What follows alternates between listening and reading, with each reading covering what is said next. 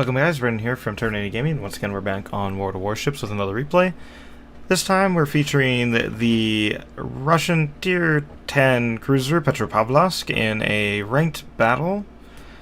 Petropavlovsk on Northern Waters in ranked Silver League. This is Tier 10s and Tier 9s allowed.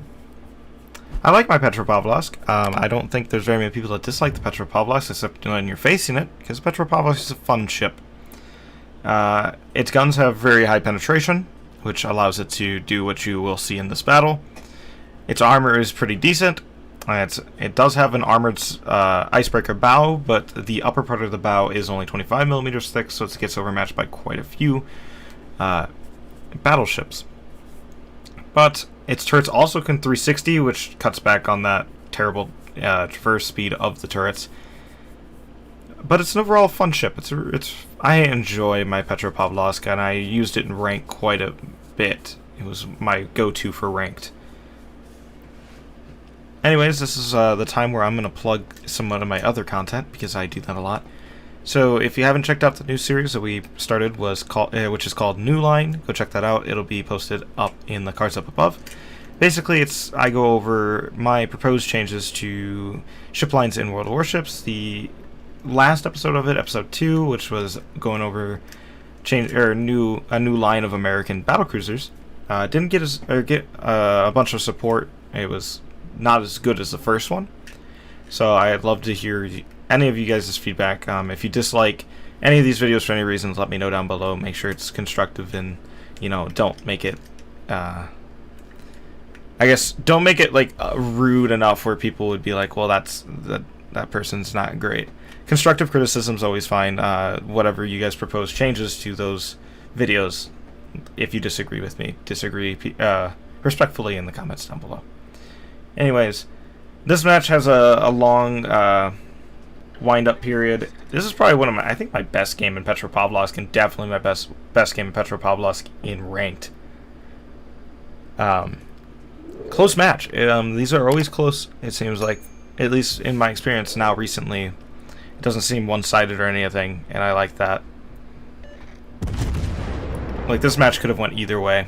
I won't spoil the ending yet. First salvo, pretty poor against the Goliath there. I didn't aim it well. And I did it just because I knew I wasn't going to be able to get return fire back at me until for a while. So that Goliath is aggressively pushing into A. As you notice, there's only one destroyer per team. So I'm going to push around and shoot this Goliath in the flank, hopefully. But if he pushes too far forward, he'll eventually get his nose towards even me here on this flank. There is an enemy Yamato further back, but I'm not too worried about him at the moment. The main thing is getting around this corner to shoot at this Goliath. Goliath is not a choice I would think people should tank for ranked. And especially not if you're going to play it like that. First salvo against the Goliath, 5 hits, 2 citadels for 16,000 damage. Pretty nice. Next salvo, I don't believe will be very much better. It might be better. Yeah, about 10k. Only 1 citadel that time. Mostly overpens. He's going to start angling towards me. He goes unspotted there for a second due to the Plymouth smoking up. So we only do 1,900 damage. He returns for 6. We took out a gun though, and Goliath's reload is about 8 seconds longer than Petro's, so we will get almost 2 salvos off before his. But he has gotten finally an angle on us. That's not going to make it fair for us. The Yoshino fires HE at us from over there. I'm starting to get a little bit more of a curve, so I can maybe try to get more shells on this Goliath. He's starting to focus on the targets in front of him now. And I am now border humping until this Goliath is dead here. 7k, you're getting about half and half. We got good pens, so I'm thinking maybe I can punch through some of that armor. Like that, you get 3 overpens, 1 pen, and 2 ricochets. Goliath switches back to fire on us, but with us being on the border, he doesn't hit very well. And then at this point, I'm trying to tell the team, hey, can you focus this guy, because my shell fire has been kind of ineffective against him at this point. But we do snag him here for the first blood. We're up to 46,900 damage and a kill, all against that Goliath. Goliath's last salvo was directed at us, didn't do very much damage. The other flank, we just lost our FDG to the enemy FDG. And the enemy team outnumbers us on the other flank. We had a numbers advantage on this flank of 1. I turned on the Hydro here because the Goliath could have launched torps, that Yoshino could launch torps. And I guess at this time too I didn't know if the Shimakaze maybe flipped over. As you notice, that Smolensk that I'm watching from distance here just got nailed by somebody. And I believe it's our Ohio over there. Our Shimakaze dies to the enemy Shimakaze due to gunfire. And at this point I'm like, okay, that other side's going to fall quickly if we don't move. Yeah, because there goes our Ohio. So now it's just us 4 versus 6. The enemy Smolensk is decently hurt. But we got to make a move. So I'm playing this really dumbly in terms of how this really shouldn't be how I do this. There's a Yamato and a Yoshino in front of me. So I'm going to keep pushing at them. We get only 3 hits on the Yoshino, but it's the only 3 hits that matter. 3 Citadels, and we took out his engine. I'm going to keep up my fire on the Yoshino for now and close on the Yamato. Those ones bracket all around him. That was unfortunate. Partially bad aim. It's too far forward anyways. Keeping the AAP loaded here against that Yoshino is... I don't know if it was the play. I missed again on that one. It's at this point I'm really frustrated. But I shouldn't let the frustration take over. I should just keep trying to play to win. The Yamato is getting... I don't know if it's unlucky or some bad aiming on his part, but he's not hitting me consistently. Because that Yamato should be able to take me out as long as he can hit upper on the nose. And he should not be allowing me to do this, push up on him at this range. But I'm closing in on the Yamato while opening fire on the Yoshino, keeping fire up on that Yoshino. Our Plymouth has turned, our Stalingrad and Plymouth have went and started to engage the other flank with the Plymouth taking out the Smolensk. While I continue to push forward, the Yamato starts shooting at our Stalingrad, who gets torped by the enemy Smolensk. So with the Yamato's fire being divulged away from me here for a little bit, this is really working in my favor. Yoshino's torpedoes, slow, easily spotted. Just make sure you react to them when you see them. Yoshino turns again to get more guns to bear on me. And we're chunking them for about 6k each time. Yamato does about 8 there. I start using a heal while still approaching this Yamato. We're 6 kilometers away from him. He's keeping his nose in right now, so that's not quite how he wants to do this, but it'll work. As long as he doesn't turn his cheek to me, because if he turns the cheek, then we have him. We leave the Yoshino on 1,000 health here. So I'm going to have to fire one more time at the Yamato, or at him. But we should get the Yoshino with that salvo. We do. Yamato is still reversing away from us. I'm keeping a broadside angle to this Yamato to encourage him to shoot at my broadside, even though that's not what he wants to do in this situation. If he shoots towards my bow, he needs to aim high.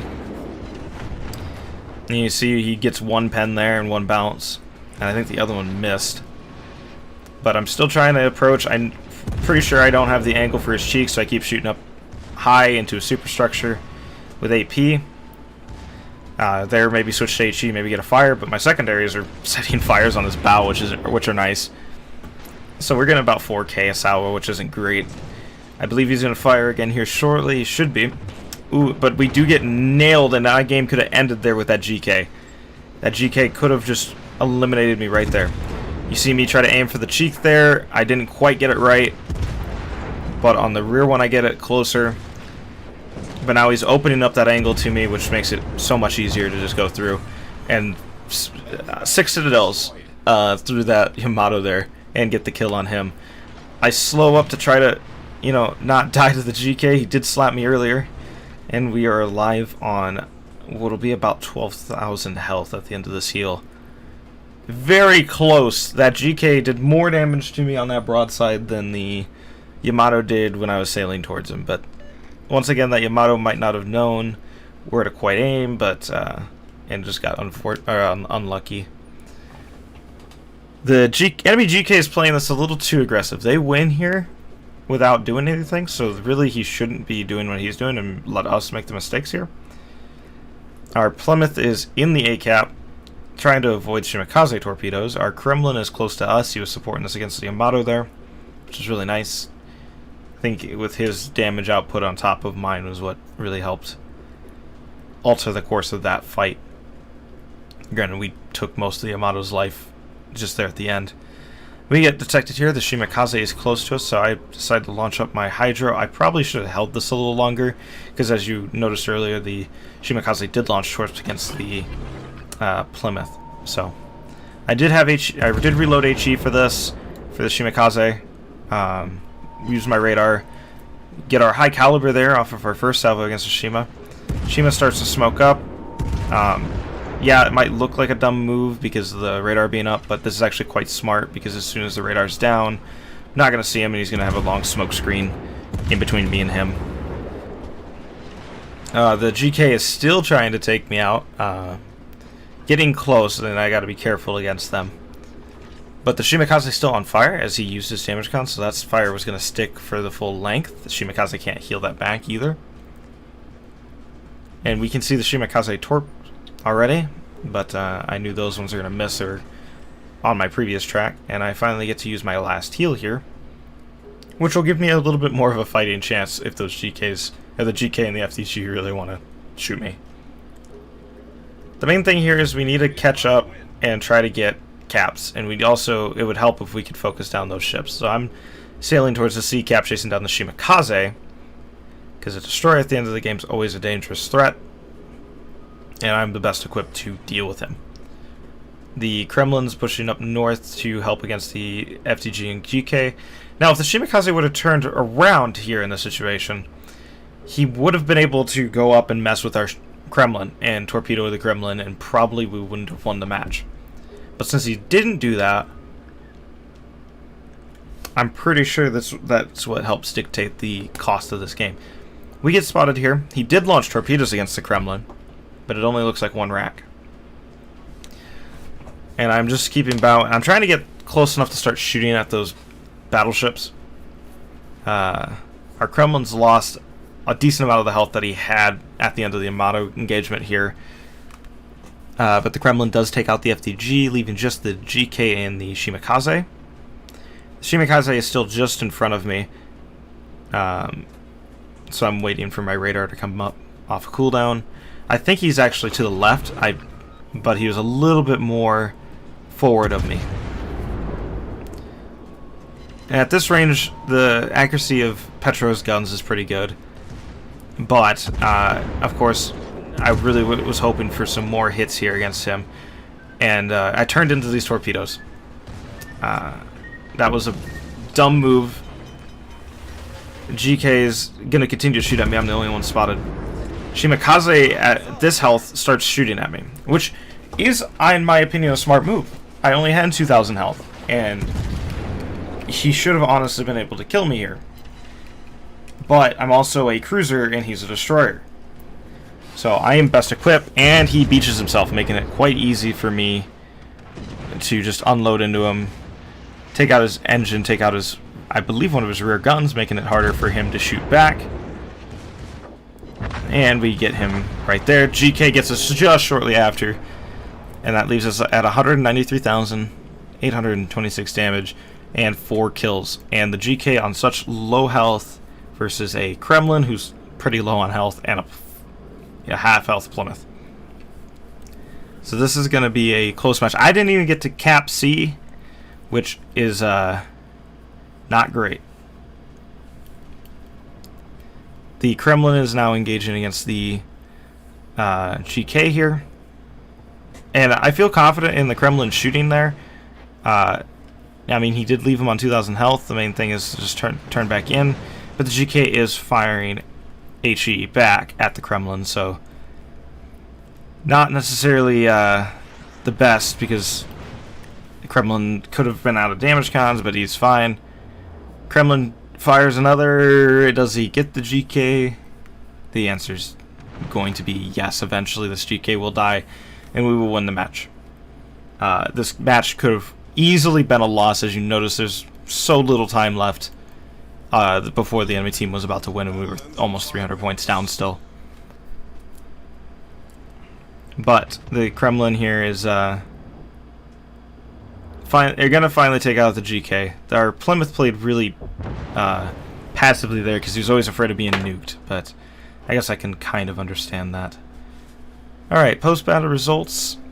193,000 damage, 4 kills, 12 citadels, first blood and high caliber. A really nice match along those fronts. Came top of our team, 2,700 base XP, about 900, almost 900 more than the second place, which was our Ohio, which, if you remember, died third one to die on our team and well into the match, or pretty early into the match. But yep, he's sitting up there, so he did a pretty good job on that flank. Detailed report: 82,000 damage against the Yamato. We did a lot of the damage to the Yoshino, the Goliath, and then the Shimikaze there at the end as well. Only 4 targets that we shot at that whole game out of the 7 on the enemy team. With a pretty effective fire, 213 AP shells fired, 227 hits, 66 HE shells fired, and 18 hits. Just against this destroyer, there was a little bit more of a struggle. We also did 30,000 in fire damage, and we had a 1.9 million potential damage game. So overall, pretty good. And then for XP and credits, there you go. Hope you guys have enjoyed. If so, a rating would be much appreciated, and I'll catch you guys most definitely on the next one. Peace out. Shut up and sit down.